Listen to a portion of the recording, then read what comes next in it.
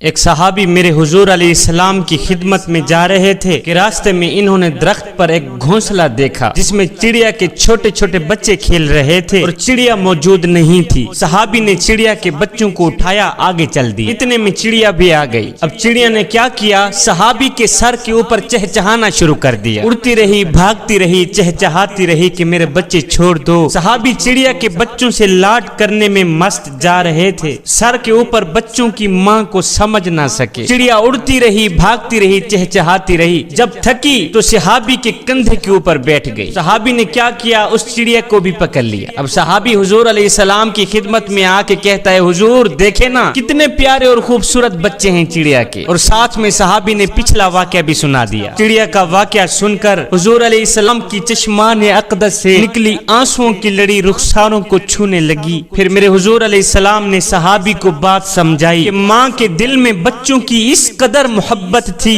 اس قدر پیار تھا کہ پہلے تو چڑیا تیرے سر پر اڑتی رہی، بھاگتی رہی، چہچہاتی رہی، فریادیں کرتی رہی، منتیں کرتی رہی کہ میرے بچوں کو چھوڑ دو، خدا کے لیے میرے بچوں کو مجھ سے الگ نہ کرو۔ جب ماں اپنے بچوں سے یا بچے اپنی ماں سے ساری زندگی کے لیے الگ ہوتے ہیں تو ماں کی کمر ٹوٹ جاتی ہے، ماں کا جگرا پھٹ جاتا ہے۔ خدا کے لیے میرے بچوں کو مجھ سے الگ نہ کرو، میں تجھ سے بچوں کی آزادی کی بھیک مانگتی ہوں، میرے بچے مجھے واپس کر دو۔ مگر جب آپ اس کی بات نہ سمجھ سکے تو اس ننھی سی ماں نے، چھوٹی سی ماں نے یہ فیصلہ کیا کہ میں بچوں کے بغیر تو رہ نہیں سکتی، میں ایسی آزادی کا کیا کروں گی کہ اپنے بچوں سے بھی الگ ہو جاؤں، اپنے بچوں سے بھی جدا ہو جاؤں۔ اس سوچ کی بنیاد پر ماں بھی تیرے کندھے کے اوپر آ کے بیٹھ گئی کہ جہاں بچے جائیں گے ماں بھی ساتھ میں جائے گی، اگرچہ میں قید ہو جاؤں گی باقی نہیں اپنے بچوں کا دیدار تو کرتی رہوں گی، میری آنکھیں بچوں کے دیدار سے محروم تو نہیں رہیں گی۔ یہ سن کر صحابی کی آنکھیں چھم چھم برسنے لگ گئیں۔ میرے حضور علیہ السلام نے فرمایا، صحابی جاؤ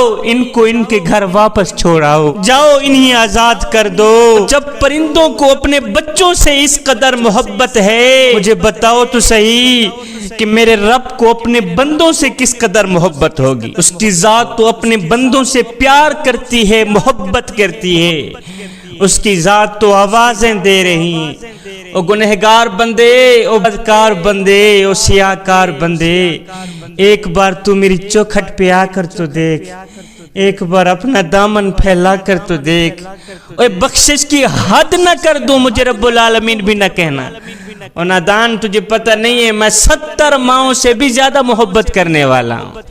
اے بندے مالک کی چوکھٹ پہ آیا کر، مالک کی چوکھٹ پہ آ کے اپنا سر سجدے میں رکھ کے اتنا کچھ کہا کر کہ در کھول دے مولا رحمت دے، سڈ عیب گناہ سب معاف چکر، کر کرم دی بارش ہر کہہ دے، سڈ سینے بغض تو صاف چکر، اور محروم نہ کر سکو رحمت تو، اج رحمت اپنی خاص چکر، اے سچ ہے اسا مجرم ہیں پر تیرے ہیں سکو معاف چکر۔ حضرت عمر فاروق رضی اللہ تعالی عنہ نے حضرت سعید بن عامر کو کسی علاقے کا گورنر بنا دیا۔ 6 ماہ بعد حضرت عمر فاروق رضی اللہ تعالی عنہ اس علاقے میں گئے، لوگوں کو بلایا، ساتھ میں گورنر کو بھی بلایا، لوگوں سے پوچھا کہ گورنر صاحب کی کوئی شکایت ہے تو بتائیں۔ لوگوں نے کہا حضرت جی گورنر کی ہمارے پاس 4 شکایتیں ہیں۔ پہلی شکایت یہ ہے کہ ہمارے گورنر جب نئے نئے آئے تھے تو فجر کی نماز کے فوراً بعد بھی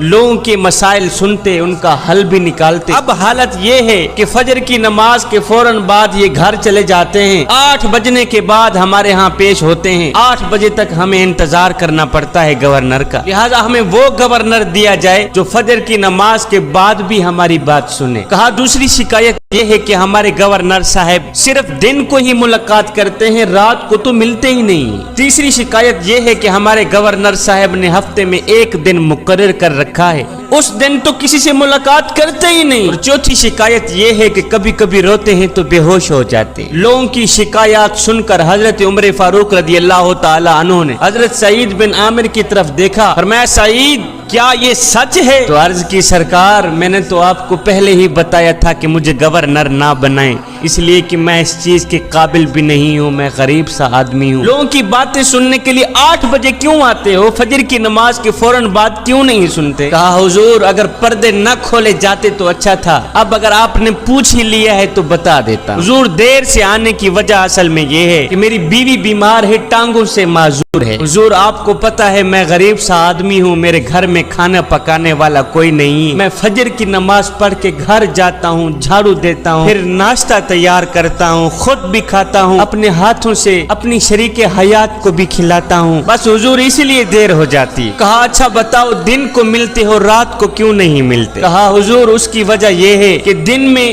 ان لوگوں کے دکھڑے سنتا ہوں, رات کو عشاء کی نماز کے بعد مصلی پہ بیٹھ کے یہی دکھڑے اپنے کریم رب کو سناتا ہوں. آپ نے فرمایا اچھا بتاؤ ہفتے میں آپ نے ایک دن مقرر کر رکھا ہے, اس دن آپ ملتے کیوں نہیں؟ کہا حضور اصل میں میرے پاس ایک ہی جوڑا ہے, 7 دن اس جوڑے کو پہنتا ہوں, 8ویں دن اس کو دھوتا ہوں, جب تک وہ خشک نہیں ہوتے تو بیوی کے کپڑے پہن کر مجھے وہ دن گزارنا پڑتا ہے, بس اسی مجبوری کی وجہ سے باہر نہیں نکل پاتا. حضرت عمر فاروق کہنے لگے اچھا یہ بھی بتا دو کبھی کبھی روتے ہو تو بے ہوش ہو جاتے ہو, آخر کیوں؟ کہنے لگے حضور میری عمر 40 سال کی تھی جب میں نے کلمہ پڑھا تھا, 40 سال مجھ سے بڑے بڑے گناہ ہوئے, غلطیاں ہوئیں. حضور جب 40 سال کی وہ خطائیں مجھے یاد آتی ہیں تو خیال آتا ہے کہ کہیں قیامت کے دن اگر اللہ نے پوچھ ہی لیا, وہ غفلت میں گزرے 40 سال مجھے یاد آتے ہیں تو میں روتا ہوں, بے ہوش ہو جاتا ہوں.